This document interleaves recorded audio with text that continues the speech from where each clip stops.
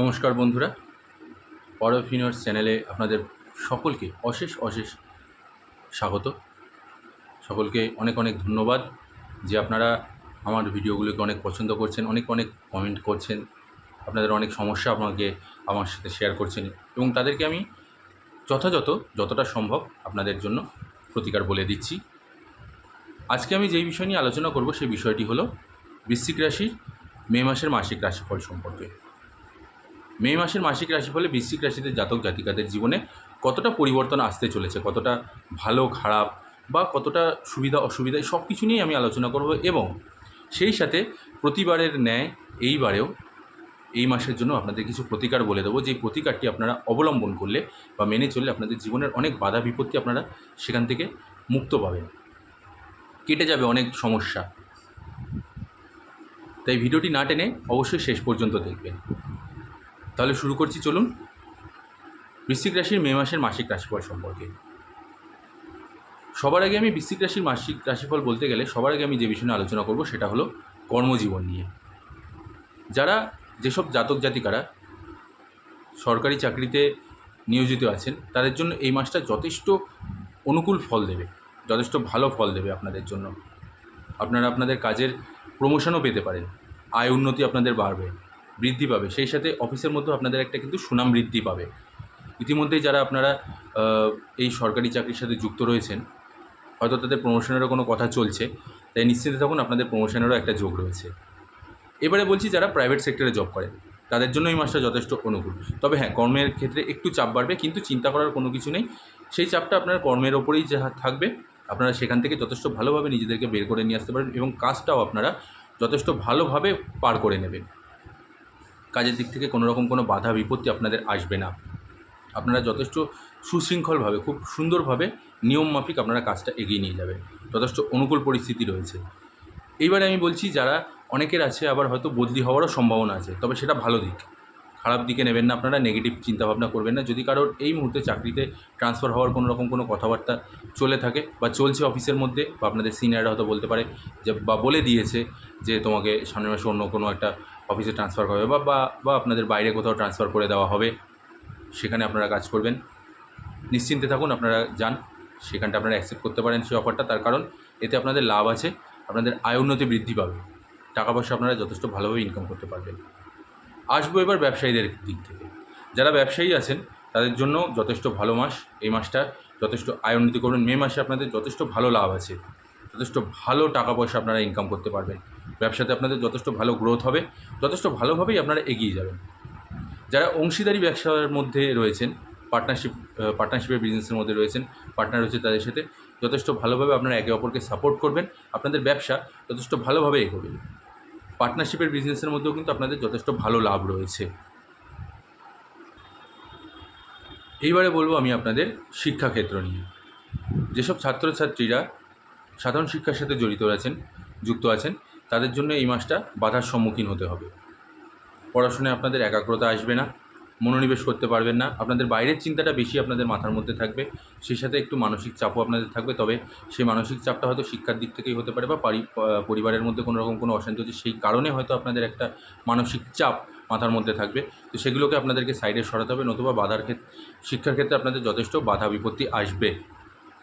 এবারে আমি বলছি আপনাদের যারা উচ্চশিক্ষায় নিজেদেরকে নিয়োজিত করেছেন এবং সেই সাথে যারা চাকরির পরীক্ষার জন্য নিজেদেরকে তৈরি করছেন, তাদের জন্য কিন্তু এই মাসটা যথেষ্ট অনুকূল আছে। আপনারা নিশ্চিন্তে নির্দ্বিধায় পড়াশোনা এগিয়ে নিয়ে যান, যেরকম যাচ্ছেন সেরকমভাবেই আপনারা আপনাদের পড়াশোনাকে চালিয়ে নিয়ে যান। যথেষ্ট ভালো ফল আপনারা লাভ করবেন এই মাসে। আপনাদের শিক্ষাক্ষেত্রে কোনো রকম কোনো বাধা বিপত্তি বা কোনো রকম কোনো সমস্যা নেই। এবারে বলবো আমি আপনাদের প্রেম সম্পর্ক নিয়ে এবং বৈবাহিক জীবন নিয়ে। প্রেম সম্পর্কের দিক থেকে দেখতে গেলে আপনাদের মধ্যে কিন্তু একটা তীব্রতার সৃষ্টি হতে পারে, সমস্যা বহুল হতে পারে, অশান্তিপূর্ণ হতে পারে আপনাদের প্রেম সম্পর্ক। ছোটো বড়ো কথায় আপনাদের মধ্যে অশান্তি লেগে যেতে পারে। হয়তো কোনো কারণে আপনাদের এমন একটা কোনো কথা বলে দিলেন যেই কারণে আপনাদের মধ্যে সমস্যার সৃষ্টি হতে পারে। তাই প্রেমের দিক থেকে আপনারা একটু মানিয়ে গুছিয়ে, একটু সামঞ্জস্য বজায় রেখে একে অপরকে সম্মান দিয়ে শ্রদ্ধা করে কথা বলুন, নতুবা আপনাদের প্রেমের মধ্যে কিন্তু একটা অশান্তিপূর্ণ পরিবেশ সৃষ্টি হবে, যেই কারণে আপনাদের প্রেমের মধ্যে হয়তো বিচ্ছেদও দেখা দিতে পারে। এবারে বলবো আপনাদের বৈবাহিক সম্পর্ক নিয়ে। বিবাহিত দম্পতিদের জন্য এই মাসটা যথেষ্ট অনুকূলের, যথেষ্ট ভালো ফল আপনারা পাবেন। আপনাদের একে অপরের প্রতি ভালোবাসা বাড়বে, বিশ্বাস বাড়বে, সুসম্পর্ক তৈরি হবে। এবং সেই সাথে সাথে আপনাদের যদি বাইরে যাওয়ার কোনো রকম কোনো প্ল্যান থেকে থাকে, সেই প্ল্যানটাও আপনাদের সাকসেস হবে।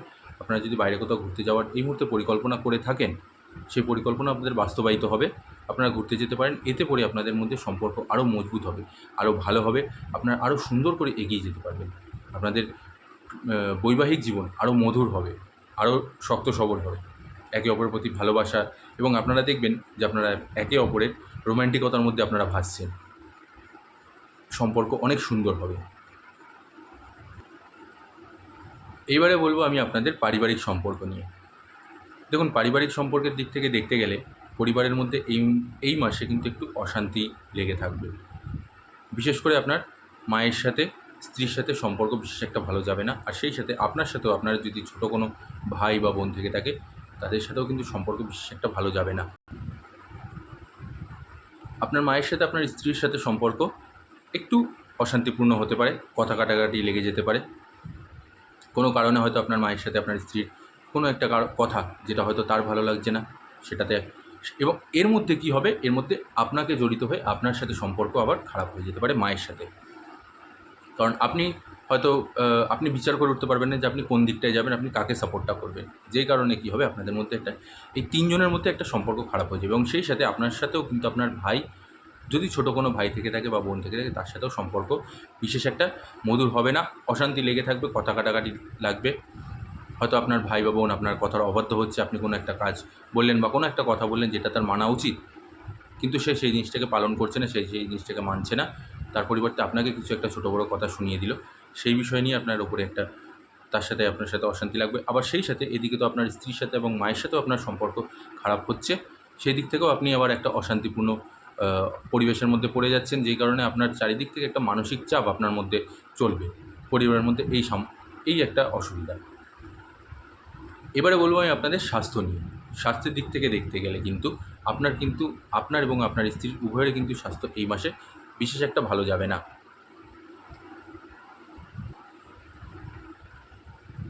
মায়ের দিক থেকে দেখতে গেলে যদি আমি দেখি, তাহলে মায়ের স্বাস্থ্যেরও একটু কিছুটা অবনতি হতে চলেছে। পিতার স্বাস্থ্য যথেষ্ট ভালো থাকবে, তবে আপনার এবং আপনার স্ত্রীর স্বাস্থ্য বিশেষ একটা ভালো যাবে না।